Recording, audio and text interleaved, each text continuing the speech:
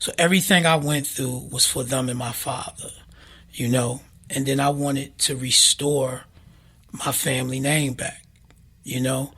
And for me, faith in God was the key in music.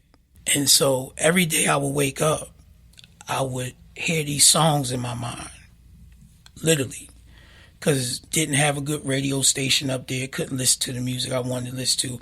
But every day I would hear the Winans, Trust in God, John Coltrane, Dear Lord, and then I would hear Bruce Springsteen and the E Street Band. Bruce Springsteen, as you know, he has all these wonderful ad-libs. All right, come on, you know?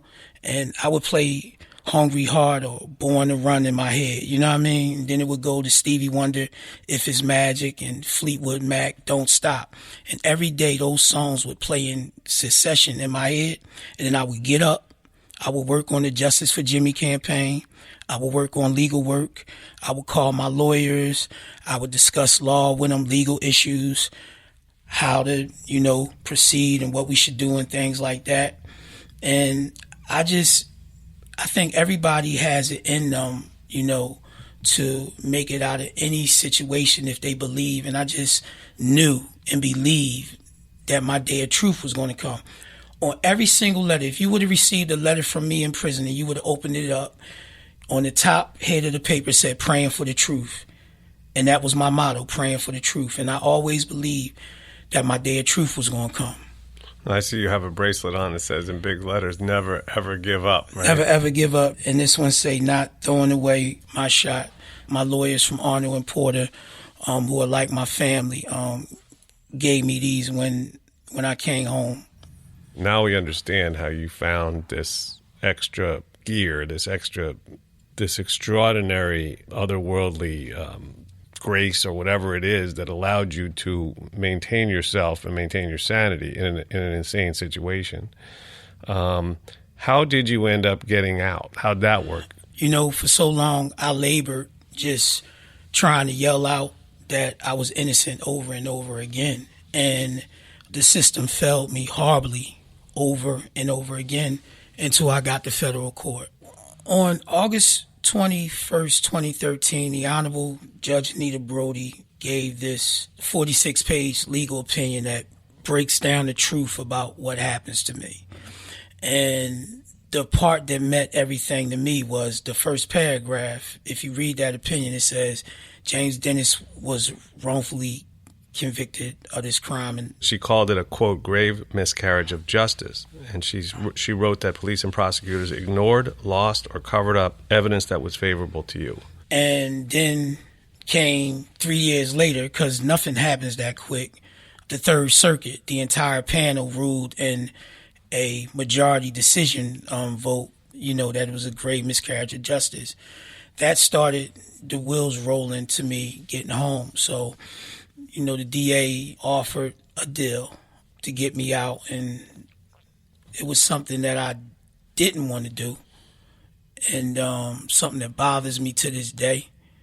But sometimes you got to make decisions that's best for your family and not so much you or just to get you out, you know what I mean? Because you might be in there another 5 years and you don't know what's going to happen, because I was literally at the end of my road. So if they appeal this decision, you go to the U.S. Supreme Court. And most people ask me that aren't familiar with this work, how could it be that District Judge Anita Brody called this a grave miscarriage of justice, said you were innocent, then the Third Circuit Court ruled, I think it was 9-4, strong majority. Strong majority, and it's a very scathing legal opinion. Quote, evidence suppressed by the prosecution, a receipt corroborating Dennis's alibi, an inconsistent statement by the Commonwealth's key eyewitness, and documents indicating that another individual committed the murder, effectively gutted the Commonwealth's case against Dennis. And she finishes by saying, I'm getting the chills, the withholding of these pieces of evidence denied Dennis a fair trial in state court. So they ruled that you were innocent. And then people say, well, doesn't that mean in America you go home and you're innocent? But that's not the way it works sometimes, is it? No, that's not the way it worked. They were going to appeal to the U.S. Supreme Court because no one's really trying to say we made a mistake, we did anything wrong. So that would have took more years out of my life. If you look, and just as comparison, if you look at the Anthony Wright case, it took him 3 years to go to trial after the DNA evidence proved him innocent. Then he still had to go to trial. Yep. Why do you have to go to trial and the DNA evidence? So this is Philadelphia.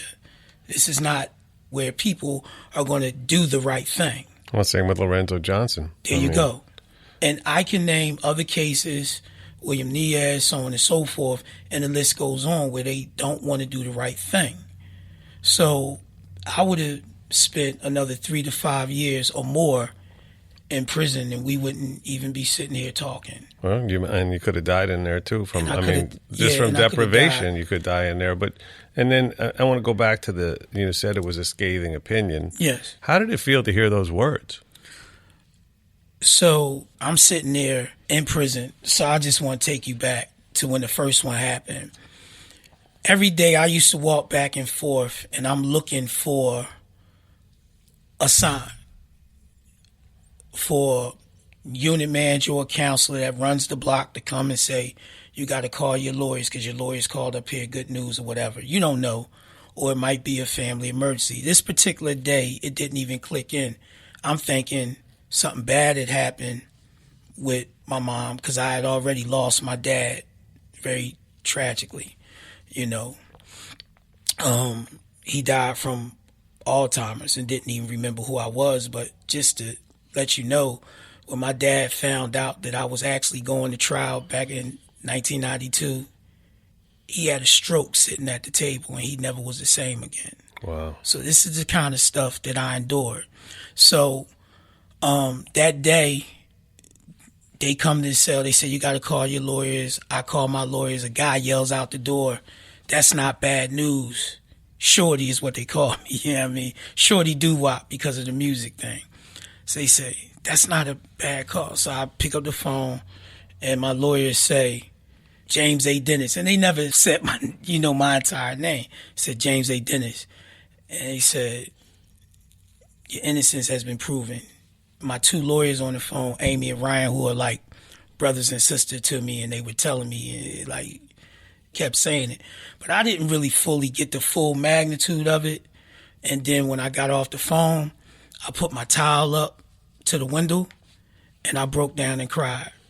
Because for me, everything that I went through in prison, I've been waiting for that. So when you read the legal opinion and you see the first words where it say James A. Dennis was wrongly, that meant everything to me. That's what I waited for, period. And you don't know that you're going to get that, but that's what I waited for my entire life that I was incarcerated. So when the second decision come, it's the same thing. I put the towel up, I put my head into the pillow, and I cried like I ain't never cried before. I didn't know what was going to happen. I'm hoping and praying that they're going to do the right thing. And so when it came, it was like, and the lawyers came up there and we talked and what does this mean? And it's a real emotional roller coaster where, did y'all call my mom? Did y'all tell my mom? Did y'all tell my daughters? Did you know what I mean? Do all these people know what just happened? So it's a emotional roller coaster is the best way I can explain it. I don't think anyone can possibly begin to understand it that hasn't been through it. And let's talk about the day you got out. May 13th, 2017. I was released from SCI Green Prison. Corby was there. My lawyers were there. A cool guy by the name of Dan was there. And they were waiting outside for me in a van, but my lawyer, Ryan, came in to get me and give me a suit. And I hadn't had on a suit in 25 years, since I've been to church. Oddly enough, the last night that I was home, I was in church. I went to church and then I get arrested that morning. So it had been a long time since I had put on a suit. So I put on this suit, this tie, and we walk out. There's hugs, things like that, and then we get on this van, and then we're going, and everything seems surreal. And I start making phone calls to my mom, to my daughters, to my supporters, thanking everybody. And I'm on my way to Philadelphia, and we're playing Boys to Men. We're playing Meek Mills. We're playing Elton John, Philadelphia Freedom. We're going, as we come in the city, we playing Patti LaBelle. We playing, all my favorites as we're on the highway, driving. John Coltrane, the Boss and the East Street Band is up in there. We just grooving down the highway.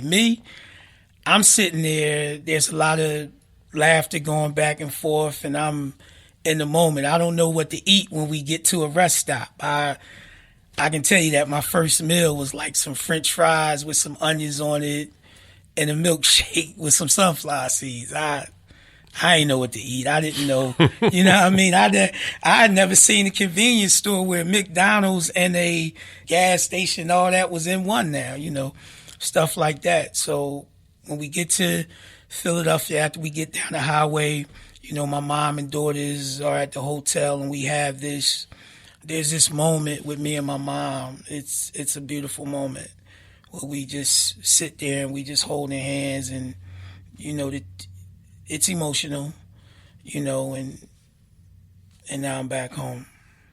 And how did you meet your beautiful wife, who I've just recently met myself? Right. She's my childhood sweetheart. We actually met at Girls High School in Philadelphia, and we were singing on the District 6 Festival choir. And back then, she was an alto, I was a soprano, and we had met on the choir at 11 and 12 years old. But there was 25 and a half year gap in there somewhere. Yeah. So how does this work? So there was a petition that was started by my supporters to save my life on change.org. So my supporters would send me in the mail the actual petition to see how it was growing. And I was going through the names, and then they were in like alphabetical order. And then when it got to C, I seen Corby. And it was like, oh, whoa. It's like that moment when you're like, okay, that's my childhood sweetheart, right? You know what I mean? And you like, okay. So then I had asked my sister Hope to ask her, did she believe in my innocence? And my sister Hope asked her, and she said, yeah. And it was like, okay, good. Because you looking for a silver lining for anybody to believe in you, but for anybody to know the truth. You want everybody, every single person that ever cared about you to know the truth about the situation. And did she read about it? And, and how did she find me, basically? You know what I mean? Because I basically, it's almost like I fell off the face of the earth for so many years, and we didn't have any contact. So when I seen her name on the petition, I was like blown away. So I eventually called home, and my mother says, somebody's here. And I says, who? And she don't tell me. It's like a little game. Then she gets on the phone, and we start talking. I'm still not thinking nothing of it. I don't want to, maybe she just came to see my mother and check on me, But the next Sunday I call, she's there again and again. And so then you start to feel like, okay, maybe. And then eventually she wanted to come see me, but I had shut down. I was on I'd stopped having visits for a number of years, for over at least 8 years or so. I stopped having visits. I stopped going to yard, the library. I built the library in my cell. The lawyers had sent me books, and all I was doing was getting up every day, studying, working on the Just for Jimmy campaign, because I was already suffering from the panic and the anxiety attacks and didn't know that I had the PTSD. Anyway, she came 5 years prior to me being released, before any of the good stuff started to happen. And it just seemed like when she came, all the good stuff started happening again. You know what I mean? You got the legal decision after that, the one from the Honorable Judge Anita Brody, and she insisted on coming to see me, and it just went from there. You know what I mean? It just went from there. Yes, it did. Yeah. And here you are. Got lucky. Yeah, yes, you did. Very I'll tell lucky. you what, you're a remarkable guy. I mean, I'm always just totally in awe of people like yourself, who I get the privilege of being around on a very frequent basis. It's almost a daily basis, actually. I'm having dinner tonight with John Huffington, who was in on death row for 32 years and